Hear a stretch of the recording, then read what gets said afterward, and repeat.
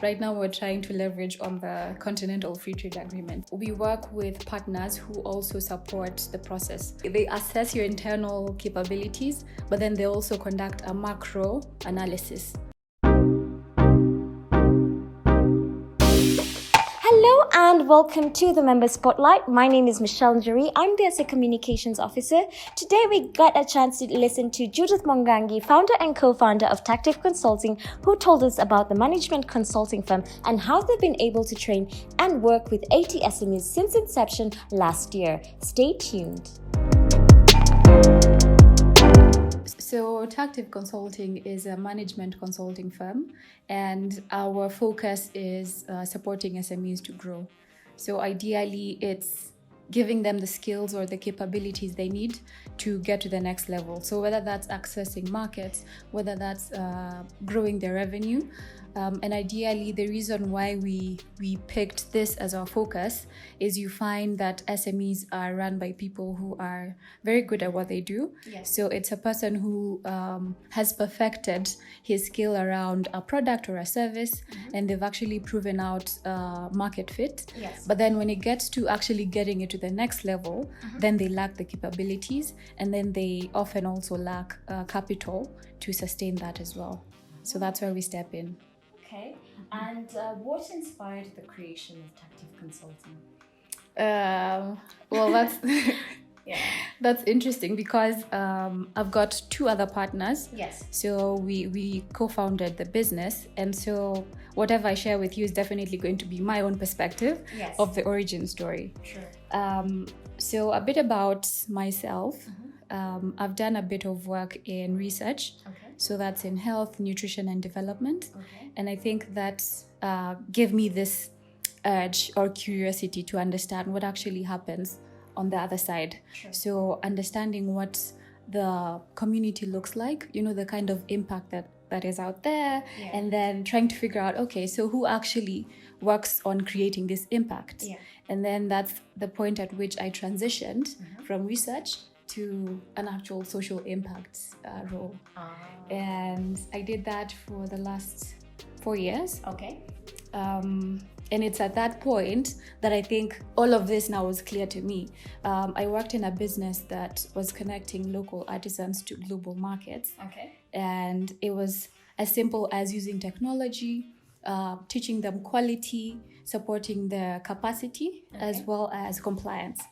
And in as simple as using those 4 steps, they were able to improve their revenue by, say, 5x. Yes. So every artisan, once they onboarded onto the platform, 6 months later, they were making 5 times what they were making before. Wow. Yeah. Which year was this? So I did it from 2015 Okay. till last year. Okay. Yeah. And that's when Tactive was formed. Yes. So Tactive is actually a year old. So Yeah. did you come together as partners? What happened? How? Yeah. Give us a brief overview of how each Yeah. partner talked to each other, and Yeah. you guys were like, "Let's do this." And so I think everyone actually asks about that. Yes. Because we're so different. Yes. So if you put us 3 like in a same room, True. like you can't even pick up the similarities. We're completely different. but we met, I think one of my partners, we met at that previous role. Okay. So we all worked together to like build this company. So from pre-revenue to $19 million annual. Wow. Yeah. Wow. So it's looking at this kind of impact that drove us to want to do more. And if that could happen in a smaller scale, as small as MSMEs like artisan producers, then how much more impact can we see working with actual businesses? How much more work can we create? Sure. So we met at that job, and then we started thinking about it, talking about it, and then our other partner actually now met my partner. Okay. Now there's a common denominator. So our partner Kay is the one that brought us together. Okay. Because we met during this job, and then he met her during That other job as well. Yeah. So a bit about Kay, he's done a bit of consulting actually for a bunch of years. Okay. So even when he was in employment, he would spend his free time actually working still. Wow. So yeah, so that's how he's able to just connect people. So that's how we met. And since we had the same vision to create impact directly, I think that's like it went without saying. So we literally left our full-time jobs, and that must have been scary. I swear, especially for me, because I love structure, I love certainty and everything, but just thinking about this vision, and when you talk about it with people who actually feel the same, it drives you, and so you take the leap. So I took the leap.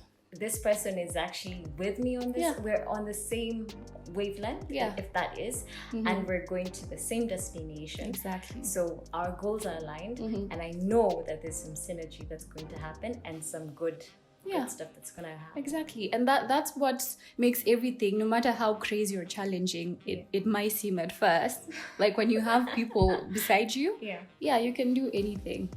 So that's how Tactive came to be. But then also I would love to hear the origin story from my partners, because that's now my perspective. True. That is to be honest with you, that's a very interesting story, because I'm like, wow, 3 partners, different backgrounds, just came together and were like, let's do this. I want to specialize. I believe that you specialize in different skill sets. With companies, that is. That's an accurate representation. So what we do is exactly that. So we bring in our specific skills to support these businesses. So coming in, I like to joke that we're like a SEAL team. So we come into the business, and the point of entry is normally strategy. So once the strategist talks with the business and they conduct a sort of needs assessment, trying to figure out where their needs are or what opportunities there are, then they pull in whoever else is relevant. So on the team we have strategists. Currently there's 3 of them, and the role of the strategist is literally just growth. Figuring out the opportunities for growth with their business, what can they do starting now to actually implement, and then taking it from there. We have also business analysts. Currently we have 2, and their role is financial planning and analysis. So that's when I said earlier the kind of skills that businesses lack to grow, that's some of them. So strategic finance, business strategy. And so when our team comes in, sometimes you find the core team becomes the strategist and the business analyst. So to truly understand the business model and see if they can actually construct a financial model, because you find most of these businesses don't have that. They do have financial statements, they do know where they're coming from, but they can't have a growth plan. Yes. And let me ask, for instance, when if I was to tell you, hey Judith, I want to start a communications company, and I have this and this. I just want to do this and this and this. I want to do social media. I want to do PR. Isn't that enough of a business plan, I'd reckon, or no? I would say it's the start of one. Okay. Because now what happens is the strategists will come in and they'll understand your perspective. So you will talk about the plans for your business. So this is the kind of capacity I have. This is what I want to achieve. And this is how I'm thinking about going about it. But then they'll come in and they'll look internally, assess your business. So we call it a business mapping. So they assess your internal capabilities, but then they also conduct a macro analysis, so to understand the environment you're playing in. So if you're saying your business is in communication, so what is the opportunity in communication? So an actual market study, see where the industry is actually headed, what the opportunity looks like for a startup, because ideally you'd be a startup. So what you need to actually get there. And what we do is not like other consulting firms. What we do is, once we have identified this opportunity and we've laid out a plan, then we also help you implement. So we're not just leaving the plan with you. You're actually coming in. And so we actually participate in operations. And what if, for instance, my people are not people that will help the business grow? Would you tell me, hey, I think you might need to relook? I'm just wondering, out of curiosity, because strategy comes with people, the talent that you have. Yeah. Like, basically sums up and it adds up onto strategy. Yeah. So Yeah, and that's a good point, because one of the core components of change management is culture. Yeah. And when we come in, we definitely work with the business leader to identify any gaps. So like you said, if maybe there's a skill gap within the team, so it's a matter of exploring, okay, does it make sense to actually recruit, which we actually help to do as well? Wow. Or is it a matter of upskilling the team? And so we bring in coaching or capacity building.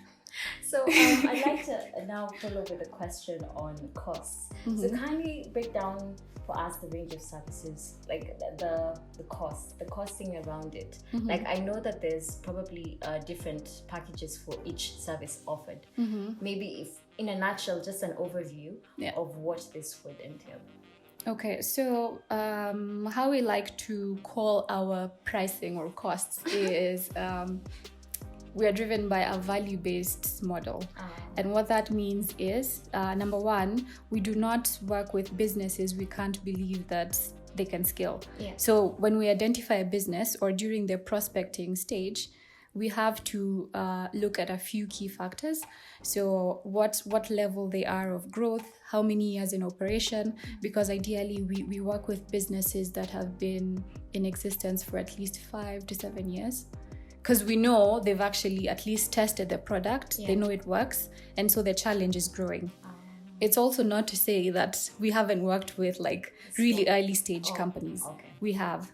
But then that's where now the difference comes in. So when we're talking about the growth stage business, now the one that has been in existence for at least 5 years, that's different, because what we do is we get on a retainer-based arrangement.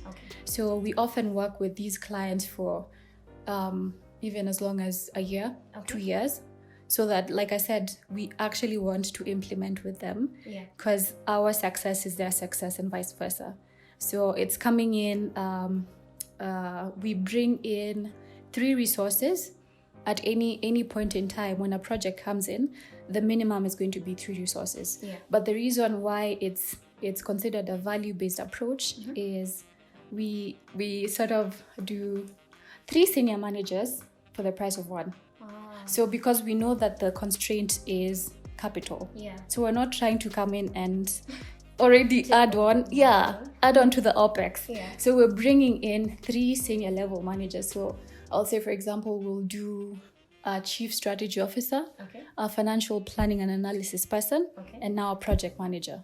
Ideally, any business that's bringing these resources is going to have to spend a lot.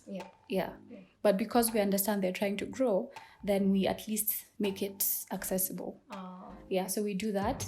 But for early stage companies, we often get into a revenue share model. So that means that we help them to even bring in revenue. And ideally, I'd say we do like a 20-80 split. So if we're helping them at least bring in more revenue, then we get just 20% out of what comes in. And then when they're in a much better place, then they're fine. So do you sometimes have to go to their offices? Oh, we do that a lot. So one thing I actually haven't mentioned is as part of the implementation, we actually do sit in operations. So the team that's supporting the business often attends operational meetings. So we give in like 6 hours a week. So actually embedding ourselves in the business, because the only way to truly understand the need is to be involved in it. Exactly. So how do you initiate contact with these SMEs that you work with? I like that question, because it's something that we're focusing a lot more on this year. Like I said, we're a year old, and so we've learned some things along the way. Like for instance, we've worked with SME enablers for the better part of last year, and that's one way we actually initiate contact. So I'll give you an example. We worked with SBM Bank last year. And the point at which we collaborated was to support their businesses or their SMEs with business continuity support. So it was when COVID hit, and everyone is trying to figure out what do we do, how do we make sure our business doesn't die, because 75% of small businesses don't make it in the first 6 months. Yeah. So it was at that point where their businesses were definitely in need of that kind of support. And so we came in and we did workshops for 50 of their businesses.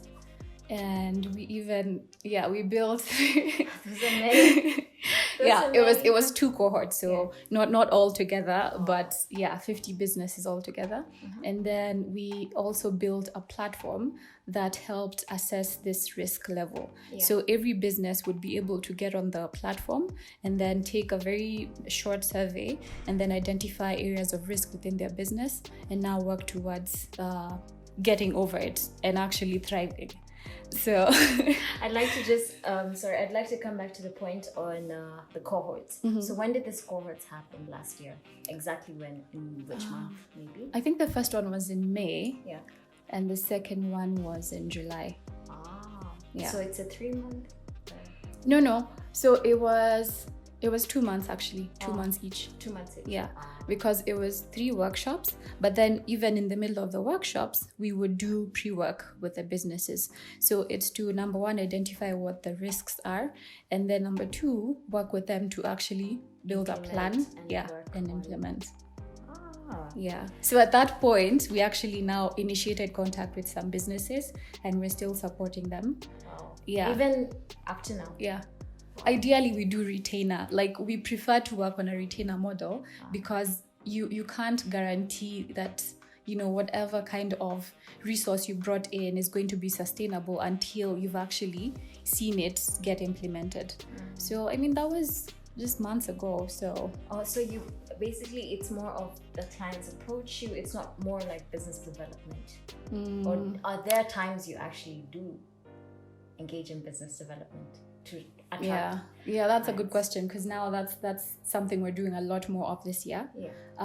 Previously, now aside from the SME enabler space that would bring us businesses to support, we have actually gotten a lot more referrals. So within our initial networks, so maybe you talk to someone and they're like, exactly what you said, I have this business and I'm doing this and that, and they're like, oh, you should actually talk to Judith. I think their business does exactly that. And so we work with them. But then even the current clients we have also referred a bunch of other clients. So it was sort of happening organically.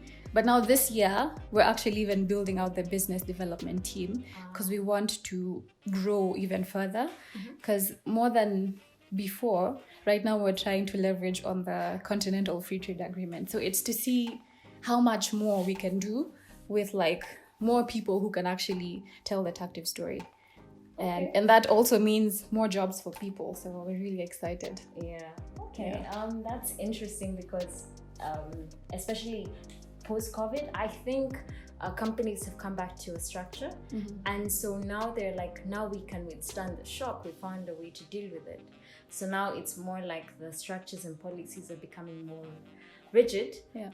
As opposed to how they were during COVID, because everyone was like, hey, we can be a bit flexible because we're still trying to get the hang of this. But now we have to put down the regulations in this business and we can't be as lax as we used to be. That means a lot of people are losing jobs. That's the adverse effect, right? That's true. I've actually heard that from one of our SMEs.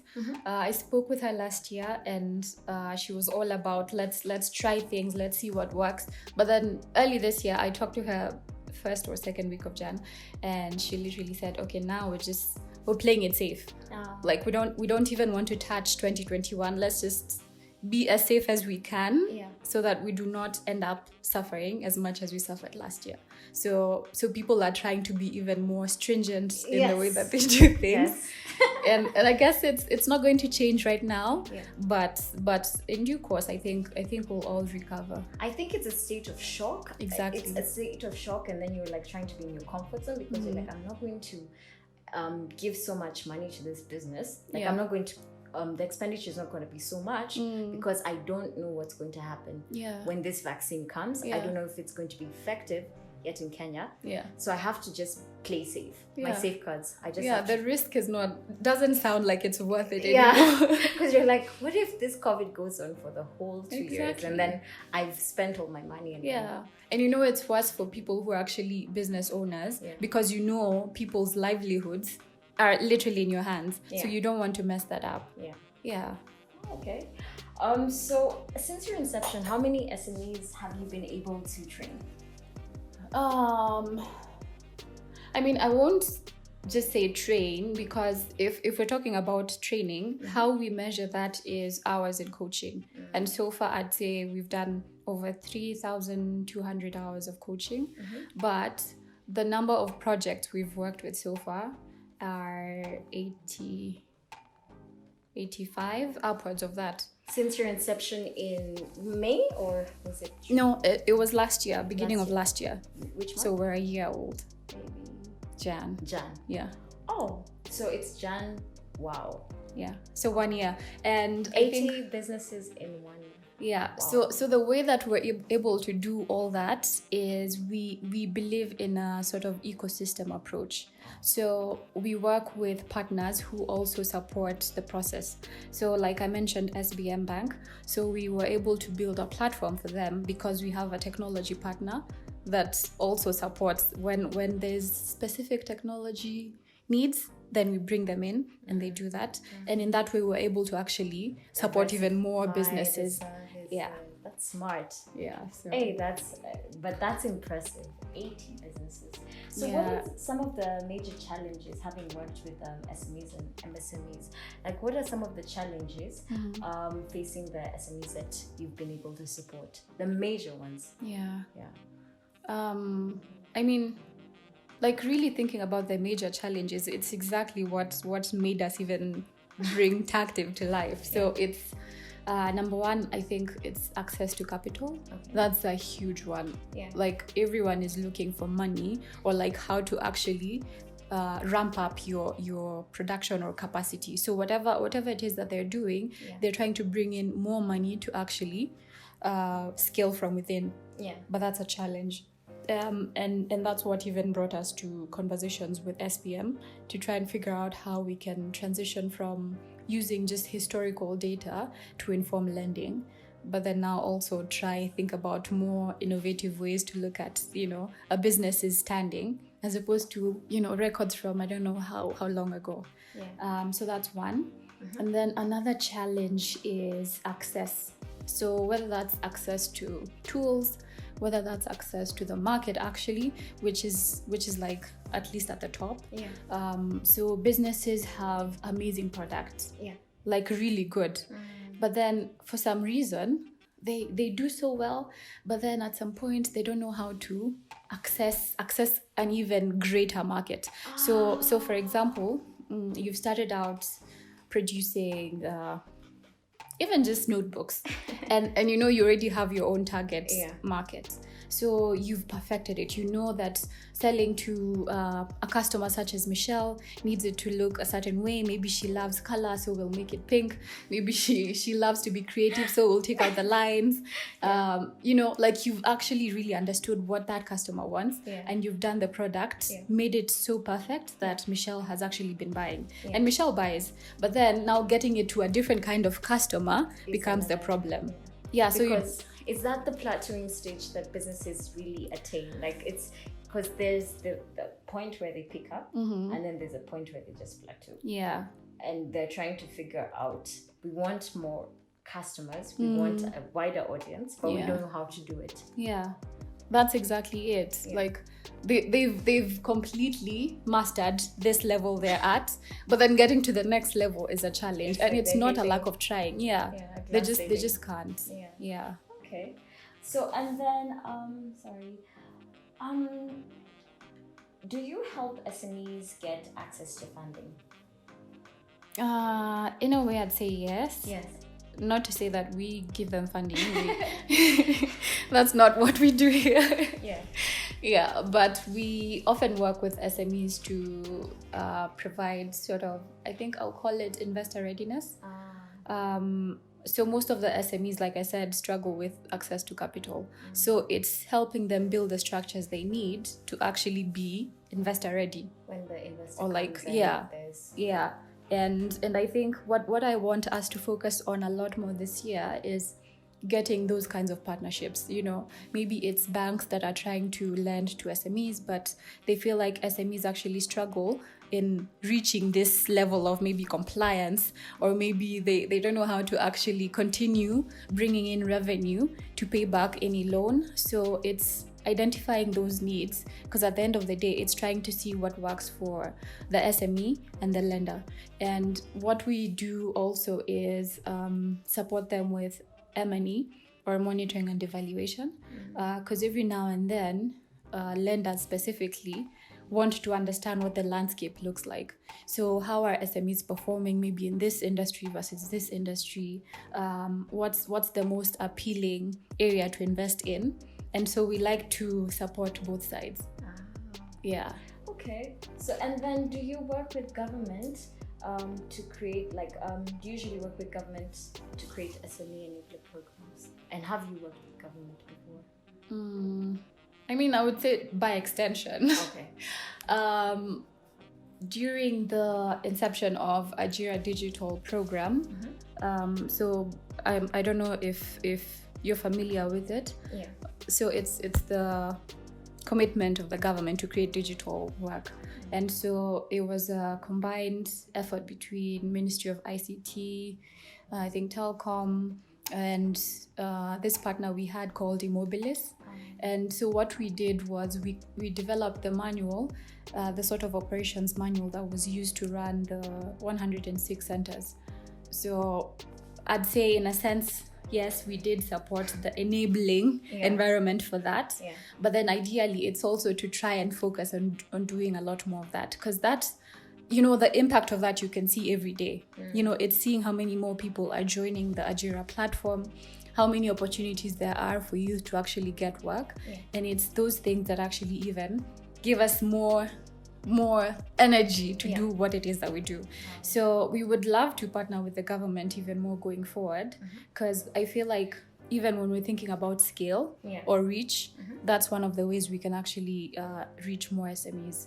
Okay, and which takes me to my next question. What opportunities as a member of ASSEK have you been able to benefit from in your few months as a new member? Because you joined, I think, in September? Yeah, I mean, we're really young at ASSEK. So I think we're also still trying to figure out how to truly take advantage of this opportunity. Because I would say ideally, this would be the first platform that, as a business, we've had access to. Yes, we did attend the AGM, but, you know, I don't know. It was just a sort of onboarding experience for me, but I would definitely look for more opportunities to partner or to network with the members. So one thing I know that at least creates a lot of sustainable impact is working together with partners. So whether that's partners in finance, partners in technology, like whatever additional value our current offering can bring, then it would be good to get access to some of these kinds of partners. We've taken that note. And then what are your views on the digital service tax, and how do you think it will impact the economy?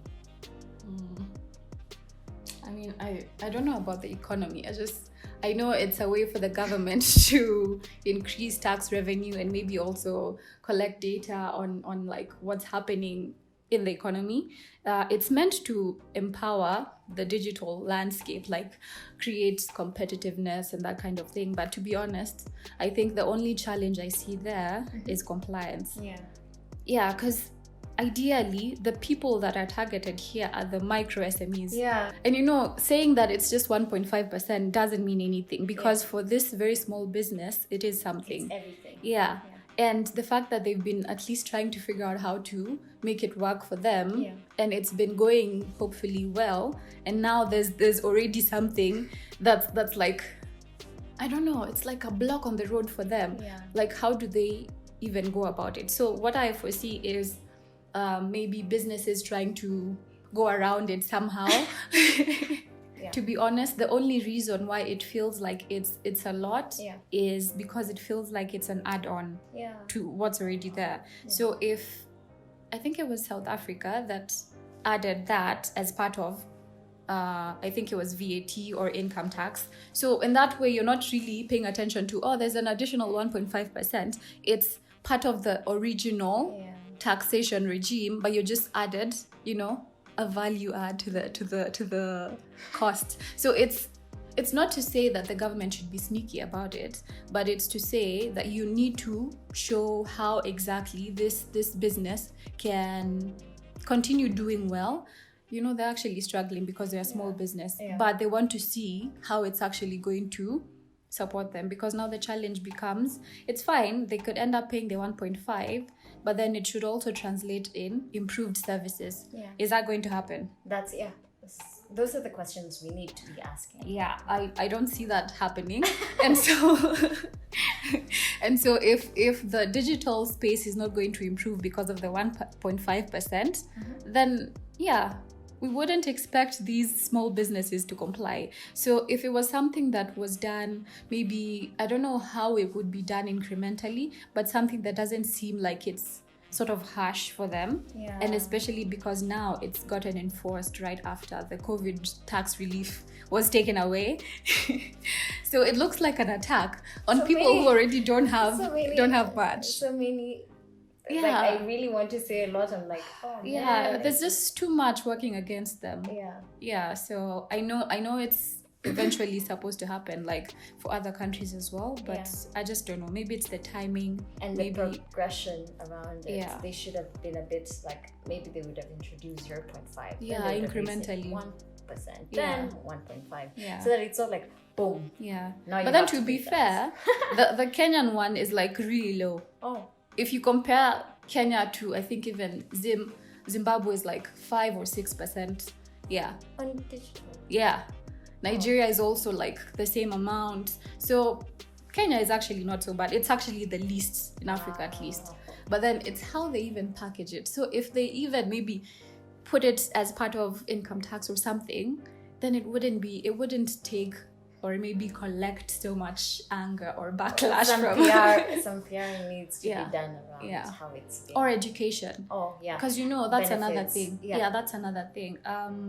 Most of these conversations around tax, small businesses do not have any information. And so when you talk to accountants, people who have actually been in the space for a while, they break it down for you, and somehow things that are meant to sound like they're, working against you, you actually see the benefit in the end. So it's not to say that everyone is going to see the benefit, but it also helps to actually talk to an accountant, someone who understands what it means, so that even as you're also trying to be compliant as a business, then you know the expectation and the implementation for your business.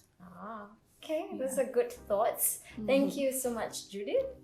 Thank you for taking the time to be interviewed by me. I'm Michelle Njuri, the communications at ASSEK. Want to be featured on the Members Spotlight? Reach out to us via communications@assek.ke and let us tell your story.